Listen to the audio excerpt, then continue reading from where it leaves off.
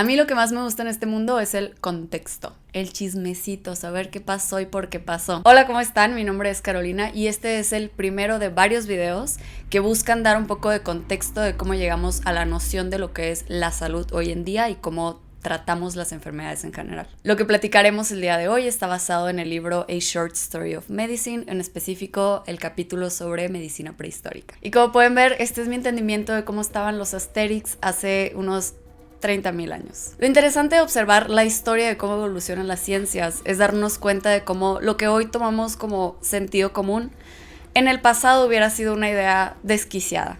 Por ejemplo, hoy en día lo más normal del mundo es analizar cuáles son los síntomas del paciente para saber qué es lo que le está sucediendo. Sin embargo, en el origen de la medicina, analizar los síntomas de un paciente para hacer un diagnóstico era una idea desfachatada. Pero vayámonos al principio. Hace unos 70,000 años los seres humanos comenzamos a vernos como nos vemos hoy en día. Claro que sin celular, los tenis Nike y estas ganas insaciables de ver a Bad Bunny en vivo. Estos seres humanos ya eran fisiológicamente iguales a ti y a tu vecino. Sufrían los mismos padecimientos que sufrimos hoy en día.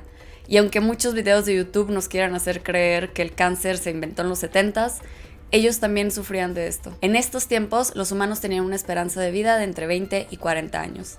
Y aunque no tenemos todos los detalles de las medicinas y rituales que se utilizaban en esos tiempos para sanar, sabemos que el ser humano ya se las estaba ingeniando desde entonces. Antes de seguir avanzando, es importante platicar sobre cuál es la división entre prehistoria e historia. La historia comienza a partir de la invención de la escritura. Es aquí donde podemos leer exactamente qué era lo que los seres humanos estaban pensando y estaban plasmando, qué era relevante para ellos y cómo se conformaba su día a día, aunque en sus orígenes gran parte de esta escritura está abierta a interpretación. Por otro lado, al no existir registros escritos de la prehistoria, el 100% de las evidencias están abiertas a interpretación. Esto incluye las pinturas rupestres. Por ejemplo, si alguna vez han tenido el desfortunio de ver History Channel después de las 10 de la noche, seguramente habrán visto que existen pinturas rupestres donde algunas personas piensan que los seres humanos se encontraban adentro de naves espaciales, etc. También para la interpretación de la medicina tenemos pinturas rupestres donde se piensa que los seres humanos estaban realizando rituales de sanación. Estos rituales son importantes ya que los primeros seres humanos creían que las enfermedades o malestares se debían a espíritus malignos, demonios, maldiciones y que la única forma de curar a la persona era liberarla de estas maldades. Con el paso del tiempo a estos rituales se incorporaron hierbas, huesos, arcillas y otros materiales usados como medicinas. Una de las primeras evidencias del uso de medicinas se obtuvo de las dentaduras de neandertales encontradas en el sitio arqueológico de El Cidrón, en España. Estos neandertales vivieron hace unos 30,000 años. Los científicos analizaron la placa que se encontraba en los dientes y encontraron la presencia de microfósiles de plantas como el perejil bravio y la manzanilla. Es importante señalar que estas son dos plantas que no tienen valor nutricional para los humanos y que en general tienen un sabor amargo.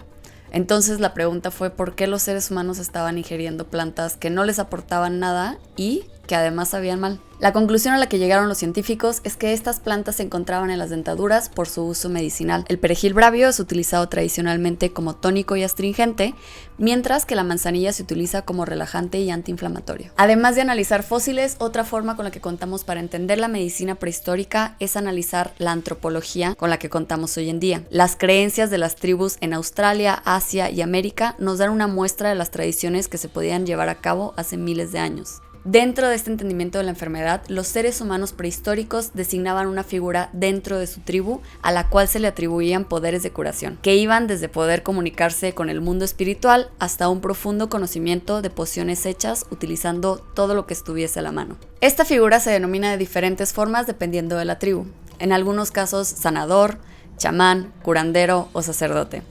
Hoy en día esta es una figura que continúa existiendo en muchas tradiciones. Utilizando esta información antropológica, así como evidencia de restos y distintos artefactos, sabemos que los seres humanos podían sanar brazos fracturados, envolviéndolos en madera o utilizando arcilla endurecida como un cast primitivo, sanaban heridas utilizando hierbas y tapándolas con gasas rudimentarias, curaban el dolor de estómago masticando bulbos de orquídeas, incluso masticaban corteza de sauce blanco, el cual es el origen natural del ácido acetil salicílico, principio activo de la aspirina que conocemos hoy en día. También se sabe que consumían distintos tipos de arcillas o tierras para neutralizar sustancias tóxicas y que los primeros dentistas del mundo reparaban dientes hace unos 5,000 años. bastante preocupante. Si no me gusta ir hoy en día, imagínense hace 5000 años. Lo más impresionante de la medicina prehistórica es que los seres humanos ya realizaban cirugías. Y no cualquier cirugía pitera, ambulante, no. Realizaban cirugías de cráneo. A esta cirugía de cráneo se le conoce como trepanación y es como el fetiche de los pies, donde de verdad es impresionante lo popular que es en todo el mundo, ya que este era un proceso común en muchas regiones del mundo hace 10.000 años. Este es el procedimiento quirúrgico más antiguo que se conoce y se llevaba a cabo utilizando un arco de madera y cuero, con los cuales se giraba una broca hecha de madera con punta de rocas o incluso dientes de tiburón. Se piensa que estos procesos eran exitosos en liberar la presión intercraneal en caso de hemorragias y se cree que se practicaban en pacientes con fracturas craneales, epilepsia y desórdenes psicológicos. Claro que la intención era liberar a estos pacientes de los espíritus malignos haciendo un hoyo en la cabeza.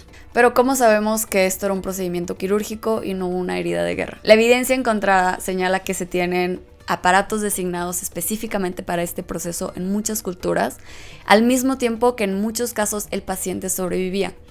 Esto lo sabemos porque una vez que terminaba la operación y el paciente se quedaba con su agujerito en su cráneo, el hueso comenzaba muy lentamente a regenerarse en los bordes de ese agujero. Esto implica que el paciente no solamente sobrevivió a la operación, sino que vivió el tiempo suficiente para que su cuerpo pudiera regenerar la estructura ósea. No el 100%, claro está. Y aunque de verdad suena prehistórico tratar de sanar a la gente haciéndoles agujeros de la cabeza, la trepanación fue un procedimiento quirúrgico común que se llevó a cabo hasta el siglo XVIII, cuando los cirujanos utilizaban taladros de metal, y no fue sino hasta el siglo XIX, cuando debido a la alta tasa de mortalidad de este procedimiento que se dejó de practicar. Y solo nos costó como 11.800 años llegar a esta conclusión. Uno de los restos mejor preservados que hemos encontrado pertenecen a un hombre que vivió hace 5.300 años. Este humano se le nombró Otzi, el hombre de hielo, y entre su ropaje se encontraron 2 bolitas del hongo llamado Piptoporus betulinus. Este hongo ha sido utilizado de forma tradicional como un laxativo, antibiótico y antiparasitario. En específico, se sabe que es tóxico para el parásito intestinal Trichus trichura. Suena bastante cute ese nombre. Curiosamente, al hacer el análisis médico de Otzi, se encontró que tenía este parásito en su intestino, es decir, que padecía de los parásitos y cargaba con la medicina para tratarlos. Algo que encontré en mi investigación sobre Otzi, además de que estaba mucho más vestido de lo que esperaba para alguien que vivió hace 5.300 años, es que la razón por la que se pudieron correr estos análisis médicos es que al estar congelado en un glaciar, sus órganos se mantuvieron húmedos, si se puede decir. O sea, sí se desecó la piel y todo el tejido externo, pero internamente los órganos permanecían intactos. También relevante sobre Otzi es que contaba con tatuajes que se encontraban en zonas no muy visibles de su cuerpo, cercano a sus articulaciones. Se sabe por el análisis de sus restos óseos que Otzi tenía problemas en sus articulaciones, lo cual seguramente le ocasionaba dolor, y se cree que estos tatuajes eran una forma de acupuntura prehistórica. Esto nos habla de una medicina mucho más sofisticada de lo que a veces pensamos. Como ven, no somos tan diferentes hoy a hace unos 10.000 años. Muchos de esos remedios los seguimos utilizando o los seguimos creyendo hoy en día. Estas son solo algunas de las evidencias que hemos descubierto sobre medicina prehistórica y cada vez que descubrimos cosas nuevas nos damos cuenta de verdad lo ingenioso que era el ser humano desde hace miles de años. Nos vemos en el próximo video y recuerden que si se suscriben al canal iré personalmente a sus casas a darles un abrazo.